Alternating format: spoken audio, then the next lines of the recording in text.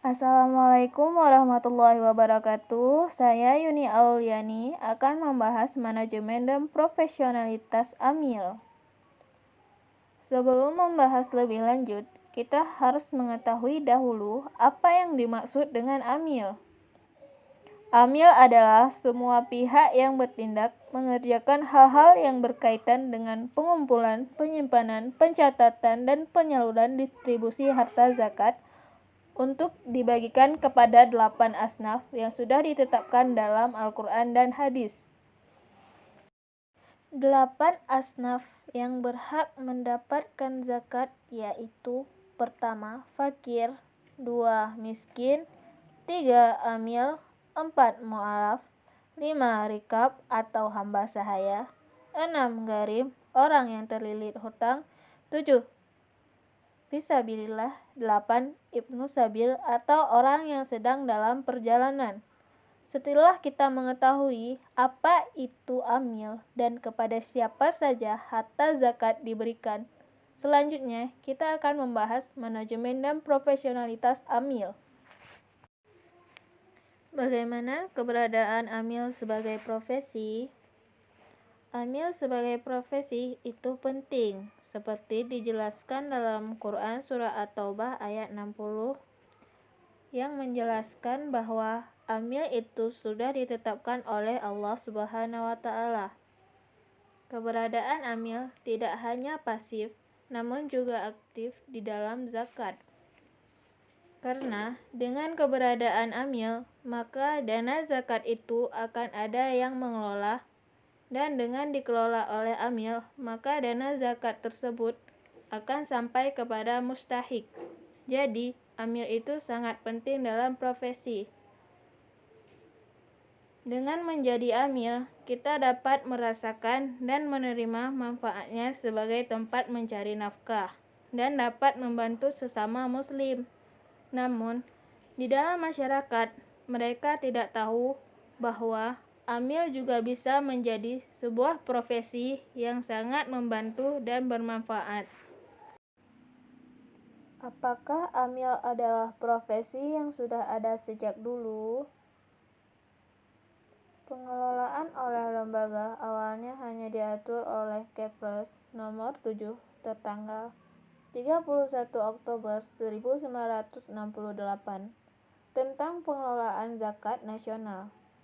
Seiring berjalannya waktu, lahirlah Undang-Undang Nomor 38 Tahun 1999 tentang pengelolaan zakat. Hal ini merupakan langkah awal pengelolaan zakat yang berlaku secara nasional.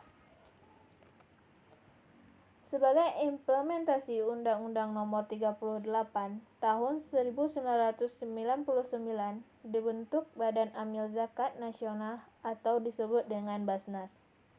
Dengan keputusan Presiden Republik Indonesia Nomor 8 Tahun 2001, dalam surat keputusan itu disebutkan tugas dan fungsi Basnas yang untuk melakukan penghimpunan dan pendayagunaan zakat. Dan amil ini adalah profesi satu-satunya dalam Al-Quran yang dinyatakan tegas oleh Allah Subhanahu wa Ta'ala. Dan dalam sudut pandang agama, amil adalah profesi yang sangat mulia. Sebagai lembaga pemerintahan yang non-struktural, mandiri, dan bertanggung jawab kepada Presiden, bagaimana regulasi terhadap amil yang ada di Basnas? Jika membahas regulasi yang ada di Basnas, hal tersebut lebih mengacu pada undang-undang. Yang pertama, Undang-Undang Nomor 23 Tahun 2011, PP-nya Nomor 14 Tahun 2014, dan juga Undang-Undang Tenaga Kerja, dan juga masuk kepada undang-undang lainnya. Regulasinya masuk kepada rekrutmen sampai pasca pensiun itu sudah ada acuannya. Jadi, regulasi pada Basnas sangat berpengaruh terhadap amil.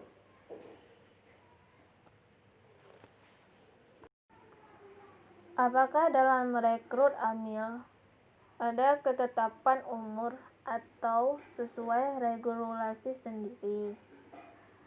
Dalam memilih amil, tidak pandang usia, namun ada kriteria yang sudah ditetapkan oleh Basnas. Di antaranya asesmen, ada psikotes juga.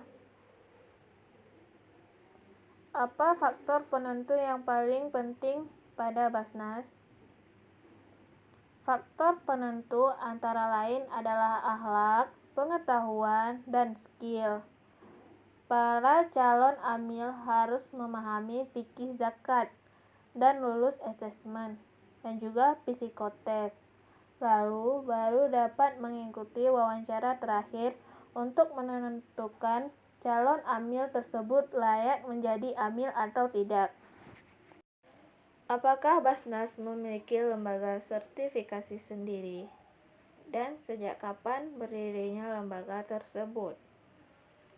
Untuk menuju amil yang profesional harus memiliki sarana dan infrastruktur untuk menjadi amil yang profesional. Basnas mempunyai lembaga sertifikasi profesional atau LSP yang didirikan pada tahun 2018 yang berlandaskan pada Undang-Undang Nomor 23 Tahun 2011, PP Nomor 14 Tahun 2014, Perbasnas Nomor 2 Tahun 2018, dan rekomendasi dari Rekornas Basnas 2018. Jadi, melalui LSP, para amil dilatih dan diuji oleh asesor yang sudah kompeten. Bagaimana pengembangan potensi profesi amil zakat?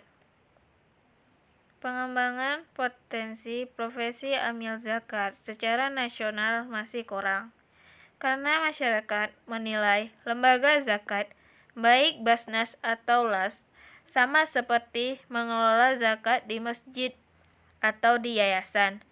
Kemudian, persepsinya seperti seolah-olah mengelola ibadah mahbah. Padahal, jika kita membicarakan tentang zakat dan pengelolaannya, itu di semua aspek dan di semua dimensi itu ada berhubungan dengan zakat dan berhubungan dengan masyarakat dan sosial. Dalam rangka mewujudkan kepemilikan dan meningkatkan kompetensi di bidang zakat, fungsi apa saja yang dilakukan oleh Basnas? Untuk meningkatkan profesi daripada amil, kita harus meningkatkan pengetahuan tentang zakat, tentang manajemen zakat, leadership-nya, dan pemberdayaan pemanfaatan zakat itu sendiri kepada mustahik. Kemudian dilatih dan ditraining secara berkala. Para amil juga harus tahu regulasi undang-undang dan menguasai undang-undang zakat. Apa yang dimaksud dengan Basnas Executive Development? Basnas Executive Development merupakan training yang disiapkan untuk calon-calon pemimpin di daerah, di provinsi, dan kabupaten kota. Para amil dibekali pengetahuan yang lengkap. Dengan pelatihan-pelatihan tersebut, para amil akan siap ditempatkan di mana saja, dan para amil harus ahli dalam akuntansi juga, agar dapat mengatur pendanaan dengan baik dan mengetahui cara berkomunikasi dengan baik dengan stakeholder. Apa keuntungan menjadi amil? Keuntungan menjadi amil pada Basnas yaitu dapat mengembangkan kepribadian, mengembangkan bakat, dan mengembangkan karir yang baik, dan juga sekaligus melaksanakan ibadah dengan menolong para muslim, mewujudkan lingkungan yang dinamis, sehat, enjoy, dan happy. Dalam bekerja, apa saja pemikiran yang maju dan inovatif itu dapat dikembangkan di Basnas. Pada lembaga amil, apakah banyak pemuda atau orang tua? Pada lembaga AMIL lebih banyak pemuda, agar dengan adanya milenial yang berbakat dan kompeten dalam bekerja dan meningkatkan kinerja para milenial dan juga berinovasi dalam mengelola Basnas sesuai dengan syariat Islam. Bagaimana pengembangan potensi profesi amil zakat? Pengembangan potensi profesi amil zakat secara nasional masih kurang, karena masyarakat menilai lembaga zakat, baik Basnas atau LAS, sama seperti mengelola zakat di masjid atau di yayasan. Kemudian, persepsinya seperti seolah-olah mengelola ibadah mahbah. Padahal, jika kita membicarakan tentang zakat dan pengelolaannya, itu di semua aspek dan di semua dimensi itu ada berhubungan dengan zakat dan berhubungan dengan masyarakat dan sosial. Sekian penjelasan saya, semoga bermanfaat. Saya akhiri, wabillahi taufik wa hidayah. Assalamualaikum warahmatullahi wabarakatuh.